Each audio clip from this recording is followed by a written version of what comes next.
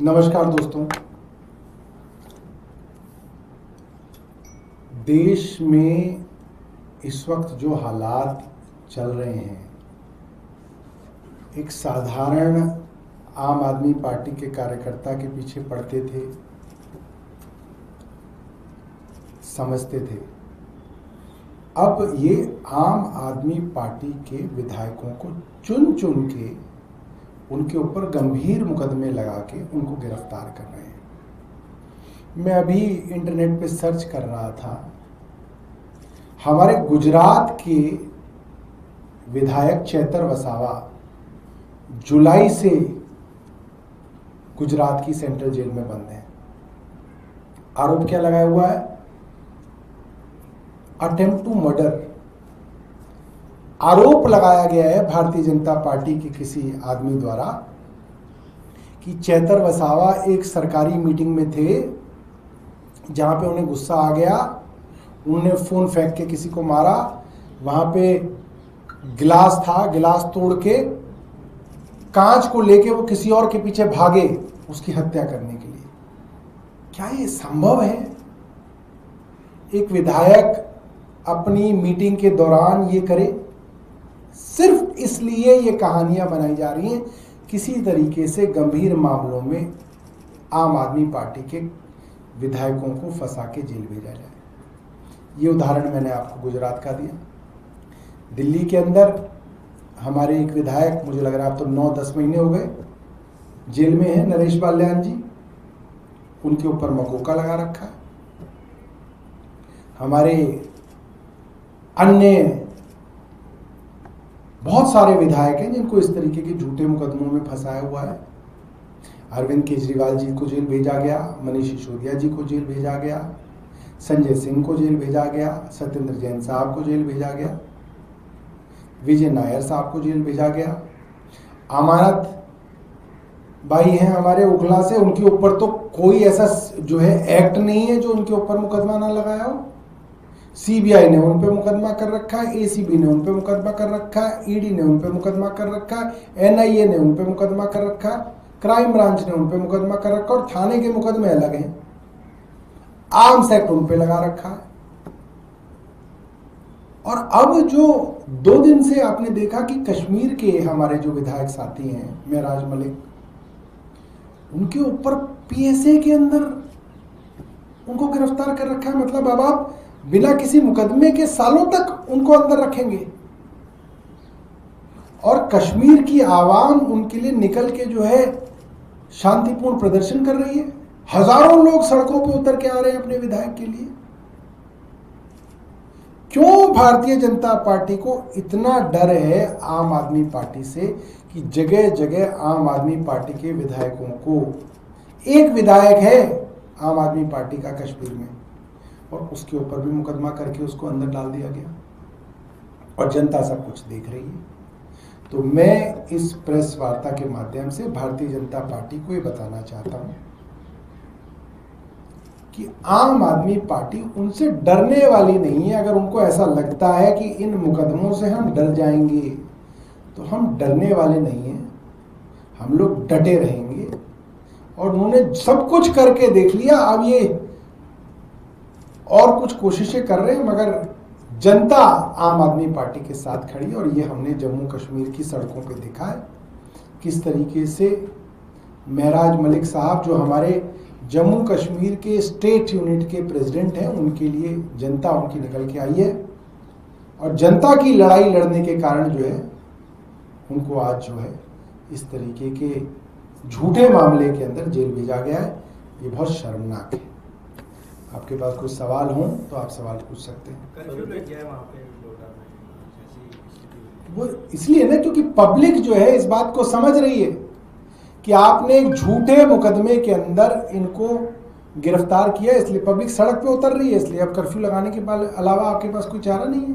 आपने वहाँ पे इंटरनेट सर्विसेज बंद कर दी ताकि लोग एक दूसरे को मैसेज ना भेज सकें, लोग वीडियो ना बना सकें, लोग सरकार के खिलाफ बोल ना सकें। इसलिए आपने कर्फ्यू लगा दिया कि कोई घर से बाहर निकल ना सके। सर जी, आप दिल्ली के स्वास्थ्य मंत्री भी रहे हैं। आज मुख्यमंत्री ईवास गई सुबह, उन्होंने कहा कि पिछली सरकारों ने ध्यान नहीं दिया, एक भी सीटी स्कैन मशीन नहीं है और 2012 के बाद एक भी एमआरआई मशीन वहाँ नहीं लगी। देखिए ऐसा है कि जब मैं स्वास्थ्य मंत्री था तो ये फाइल पे ऑर्डर है कि जितने भी रेडियोलॉजिकल इक्विपमेंट हैं उनको तुरंत आप पीपीपी पे ले लें। और ये आज का नहीं, ये आज से 1 साल पुराना ऑर्डर है।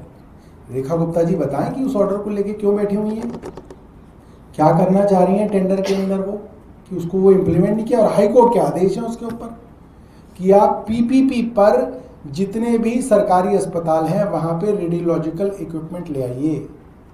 यानी कि एमआरआई मशीन हो, सीटी स्कैन मशीन हो, ये सारी की सारी मशीनें प्राइवेट लग जाएंगी, सरकार उनको पैसा देगी, मगर मरीज को फ्री में जो है सीटी स्कैन सरकारी अस्पताल में मिल जाएगा। उसकी मेंटेनेंस की भी दिक्कत नहीं है, वो प्राइवेट जिस कंपनी का है उसी को मिलेगा। और ये हमने मॉडल सक्सेसफुल करके दिखाया। इभास में ये मॉडल सक्सेसफुल था, जनकपुरी सुपर स्पेशलिटी हॉस्पिटल में मॉडल सक्सेसफुल था। उसी मॉडल के बना पे हमने हाई कोर्ट को ये प्रपोजल दिया, सरीन कमेटी ने उसको माना, रिकमेंड किया। हमारी तरफ से पेश वकील राहुल मेहरा साहब ने कहा कि साहब हमें कोई एतराज नहीं है, आप इसको कर दीजिए। कोर्ट ने ऑर्डर कर दिया कि बिना कैबिनेट के डिसीजन के आप इसको मान लीजिए कि अप्रूव्ड है। हमने कहा साहब मान लीजिए, हमें कोई दिक्कत नहीं, हमें उसमें कोई कमाना कोई ना था पैसा जो हम उसको लेके घूमे कि नहीं जी ये फाइल तो हम करेंगे। हमने कहा कर दो। 1 साल से क्यों नहीं हो रहा? रेखा गुप्ता जी बता दें, हाई कोर्ट के आदेश के बाद अब तक पीपीपी मॉडल के ऊपर ये मशीनें क्यों नहीं आई? किस चीज का इंतजार कर रही है रेखा गुप्ता जी? उन्होंने ये भी आरोप लगाया कि आपका जो ध्यान था नए अस्पताल की फाइलों में भ्रष्टाचार करके करना था, ना कि पुराने अस्पतालों को ठीक ठाक करना। देखिए, अगर रेखा गुप्ता जी शब्दशः ये कह दें सौरभ भारद्वाज भ्रष्टाचारी है तो आप उनकी वीडियो बाइट ले आइए, मैं कल ही डिफेमेशन का मुकदमा कर दूंगा, उन पर कल ही कर दूंगा। ले आइए, चुनौती दे रहा हूं उनको मैं कि वो कह दें कि सौरभ भारद्वाज ने दवाइयों में भ्रष्टाचार किया, कह दें, वीडियो बना के दिया हो बाटी जी, मैं अगले दिन मुकदमा कर दूंगा उन पे। मानाने का भागती फिरेंगी, भागती फिरेंगी, भागती। नेपाल के हालातों को लेकर लगातार चर्चा हो रही है, तस्वीरें क्या कहेंगे नेपाल में जो स्थिति उत्पन्न हो रही है? यहाँ पर भी कुछ अलग अलग विपक्षी दल हैं वो अपनी बात कर रहे हैं, क्या? देखिए, मेरा ये मानना है कि अगर भ्रष्टाचार सरकार द्वारा बहुत ज़्यादा बढ़ जाता है और सरकार के जो इंस्टीट्यूशंस हैं वो उस भ्रष्टाचार में शामिल हो जाते हैं, और एक समय देश में ऐसा आता है जब लोगों को लगता है कि साहब कोई भी तो इंस्टीट्यूशन नहीं बचा जहां पे जाके हमें न्याय मिले, तो ये जो जनता के अंदर इंस्टीट्यूशंस को लेकर ट्रस्ट है वो खत्म हो जाता है। और जब ऐसा समय किसी देश के अंदर आता है फिर जनता सड़क पे उतर जाती है, और जब जनता सड़क पे उतर जाती है तो जो लोग सत्ता में हैं वो सत्ता से उतर जाते हैं। ये जो है नेपाल के अंदर हो रहा है, ये कई देशों में इस तरीके के जो हैं बदलाव देखे गए हैं। मेरा मानना यह है कि ऐसा कोई भी शांतिपूर्ण प्रदर्शन जिससे भ्रष्ट सरकारों को, भ्रष्ट प्रधानमंत्रियों को, भ्रष्ट न्यायाधीशों को उनकी गद्दी से उतार के जमीन पे लाया जाए, ऐसे सब शांतिपूर्ण प्रदर्शनों को जो है डेमोक्रेसी के लिए एक शुभ संकेत माना जाना चाहिए। जो नेपाल में हो रहा है सर, वहाँ तो शांतिपूर्ण नहीं है, वहाँ आग लगा रहे हैं, वहां पर देखिए, मानते हैं आप? देखिए ऐसा है कि आपने उनके 19 लोग मार दिए सरकार ने। जब आप 19 युवाओं की हत्या करेंगे तो उसके तो रिपरकशन भी होंगे। अब वो एक तरफ तो नहीं होगा कि आपने आज 19 मार दिए कल आप 90 मार दें, ऐसा तो नहीं होगा। फिर उसकी वजह से जो है वो उत्तेजना और ज़्यादा पैदा होगी। सरकार को युवाओं की हत्या नहीं करनी चाहिए थी, वो गलत है। और उसके जो आवाज में अब जो आगजनी हो रही है, जो वायलेंस हो रहा है, वो भी गलत है, वो नहीं होना चाहिए था, मगर गलती इसमें सरकार की है। सर एक सवाल और है, लगातार ये चर्चा हो रही है कि लोकसभा ये उपराष्ट्रपति के चुनाव के लिए क्रॉस वोटिंग हो रही है, और इस क्रॉस वोटिंग में आपके जो विधायक हैं, सांसद हैं, उन्होंने गड़बड़ की है। 4 सांसद जो है सूत्रों के हवाले से। ऐसा है जी, किसने को वोट किसको डाली ये तो इलेक्शन कमीशन ऑफ इंडिया को पता है, ज्ञानेंद्र जी को। ज्ञानेंद्र जी प्रेस कॉन्फ्रेंस भी करते हैं और लंबी लंबी करते हैं, वो एक प्रेस कॉन्फ्रेंस करके क्यों ना बता देते कि किसने किसको वोट डाली है। भाई अगर बीजेपी को भी बताया जा रहा है तो इलेक्शन कमीशन ही बता रहा है ना, या बीजेपी बता दे कि उनको कौन बता रहा है। तो ये स्थिति जो है इलेक्शन कमीशन जो है साफ करे, प्रेस वार्ता करके और लिस्ट निकाल दे वो कि किसने किसको वोट डाली है, तो हमें भी पता चल जाएगा और हम भी मान लेंगे कि जी हाँ जी ये तो आधिकारिक सूत्रों से आ रही है बात। ये होना चाहिए। सर आपको क्या क्रॉस वोटिंग हुई है, आपको क्या लगता है कि वोट तो दलों की सीक्रेट तरफ से होता है। हुई है? क्योंकि भाई देखो, मैं कोई पर्ची निकालने वाला बाबा तो हूं नहीं जो मैं पर्ची निकाल के कह दूं कि ऐसा हुआ था। मैं तो एक साधारण सा आदमी हूं। अगर भारतीय जनता पार्टी को इलेक्शन कमीशन बता रहा है कि इस आदमी ने वोट चोरी की है, या माफ कीजिएगा वो क्या कहते हैं क्रॉस वोटिंग की है, इस पार्टी के इतने लोगों ने करी है, तो इलेक्शन कमीशन प्रेस वार्ता करके क्यों नहीं बता देता?